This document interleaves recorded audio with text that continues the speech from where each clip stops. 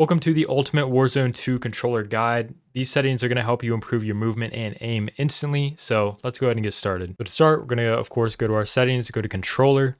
And from here, we're going to start with the controller tab, and then we'll get to the advanced. To start off, I recommend the button layout bumper jumper tactical. This is going to allow you to jump and shoot around corners and have better movement while still maintaining your thumbs on your thumbstick so that you can actually aim while you're jumping and mantling and having all that types of movement. The only difficult thing about this is it does change your melee to circle and your tactical equipment to X, which can be a little bit difficult to get used to, but it's really not too bad, especially if you play hybrid claw grip like I'm going to make a video on in the future, so make sure you subscribe to watch that.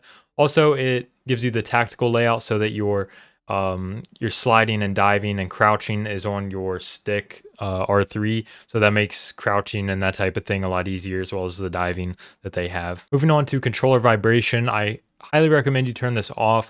This isn't a make or break setting on how good you're going to be playing, but I do think it's a bit of a distraction, and overall gameplay and controlling recoil especially feels a lot smoother if you do leave this off and get used to it off. Moving on to your stick sensitivities. Now your stick sensitivity, I'm going to recommend you never go lower than a 5. If you have to go lower than a 5, you're probably capped at how good you're going to be at Call of Duty, because you're really just going to be too slow to react in a lot of situations. 5 is really a little bit too low in my opinion. I think 6 is right where you want to be at least. But if you do have to go down to a 5 because you're a beginning player or you haven't played that much recently or something like that, 5 is okay. But anything lower than that, I would say, is not really worth it. I recommend a 6. Even a 7 is pretty good if you want a little bit higher sensitivity. You can go higher than that and get used to the higher sensitivities if that's the way you want to go with it. But generally speaking, and for competitive play, 6 or 7 is going to be the most you want to go. 8 is really like the top end, but 6 or 7 is going to be your best option here. Now, another important, commonly overlooked setting is your ADS sensitivity multiplier. I play with mine on a 0.9.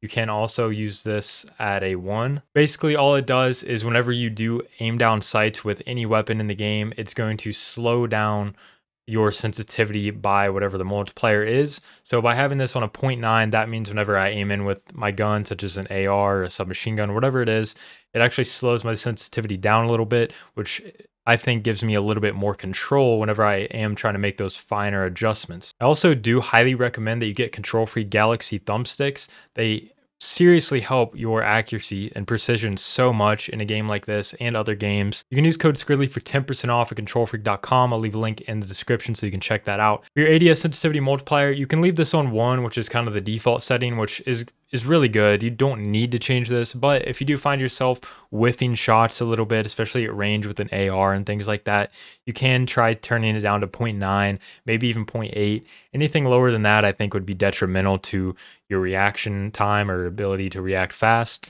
when ADS'd, but 0.9 or maybe a 0.85 can be a really good area to help improve your precision and accuracy when you're aimed down sights. Now we're going to take a second and jump over to the advanced tab so that I can show you a few of these settings. We're going to start off with aim assist. Obviously, you want this on when you're on controller. Now, for the aim assist type, it used to be that Black Ops, when the game first came out, the Black Ops type was the best.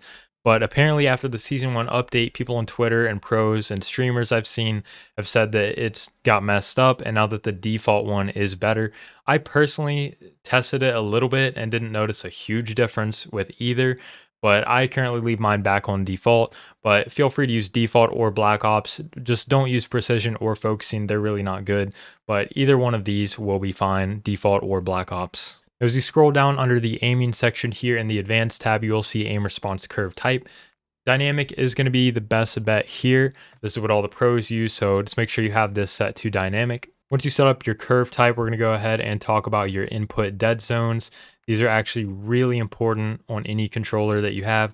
So basically, I'm going to recommend you put your minimum stick dead zones on 0.05.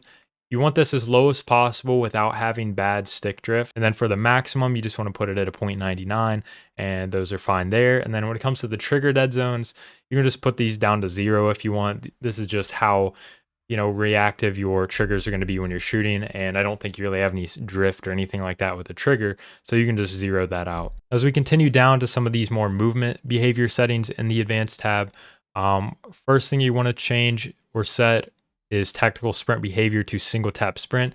This just means for you to activate your tactical sprint, you only have to tap it once, so you don't have to button mash your left stick, which can, save your controller some damage. Grounded mantle, I have this on. This allows me to mantle over things whenever I press the jump button in front of something I want to mantle. You could turn this off if you find yourself mantling over things a lot while you're trying to jump shot, because I do tend to do that once in a while. But this is one you can leave on as far as movement goes. But with these next two, automatic airborne mantle and automatic ground mantle, you definitely probably want these off, especially the ground mantle one, because this one means if you're walking up to a head glitch while you're in a gunfight, your guy might just automatically climb it and you lose the gunfight. And it's kind of the same thing with the automatic airborne mantle. You don't want to be jumping onto a ledge and then your guy automatically grabs it. If you didn't want to grab it, you just wanted to slide down, to take cover or something like that. So any automatic mantle setting is generally not good. Another setting you probably already have on, but I'll just mention it real quickly, is your sprinting door bash. Make sure you have that on so that you can actually sprint through doors, so you're not just running into a door like it's a wall. And with the new backpack system in Warzone, you can change this backpack alternate control to on if you do want to navigate backpacks with your left thumbstick instead of your D-pad. I personally like the D-pad better, but this is preference, and if you find the left stick faster, then you can turn this on and it'll allow you to do that. But I like to leave it off. Another setting just below that is the depleted ammo weapon switch. I like this off because I tend to keep track of my ammo, but if you're somebody that doesn't really pay attention to your ammo and you find yourself running out and still trying to shoot, you might want to turn this on or leave this on just so that your guy switches weapons when you do run out of ammo with one. But I tend to keep track and switch weapons no problem, so I have it off. So now that we've finished the advanced tab, we're going to jump back over to the controller tab real quick. I'm just going to cover a couple other settings here that can help your movement and everything in Warzone. The first setting we're going to cover here is automatic sprint. This is where you can turn on automatic tac sprint, which you may have heard of. This just means whenever you push in your left stick, your guy will just automatically sprint forward and you don't have to, start spamming your your L3 a bunch and possibly break it or damage it.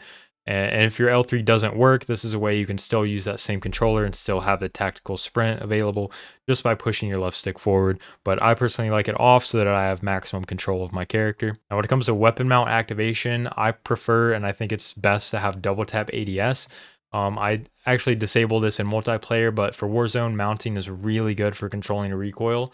So I like it on double tap ADS so that I can just go up to a wall or whatever it is and just double tap my ADS button, my L2, and it just locks on. And then whenever I move, it just disconnects from the wall or when I unaim. So that's a good way to use your weapon mount. Now, these are probably the two most important settings for Warzone 2 players on controller. First is going to be your interact reload behavior. This is going to default to tap to reload, which is like your default Call of Duty setting. But if you guys remember contextual tap from the original Warzone in Modern Warfare 2019, that's essentially what prioritize interact is. So that you can loot faster and pick things up instantly just by tapping square or whatever your button is, you want to use prioritize interact here. And then for your armor plate behavior, you want to set this from apply all. I think it defaults to apply one, which isn't any good. By having apply all on, you'll be able to hold down triangle or whatever your armor plate button is, and then it will apply as many as you need to fill up without you pressing it for each single plate. That's going to do it for this video. Thanks for watching. I'll see you guys next time.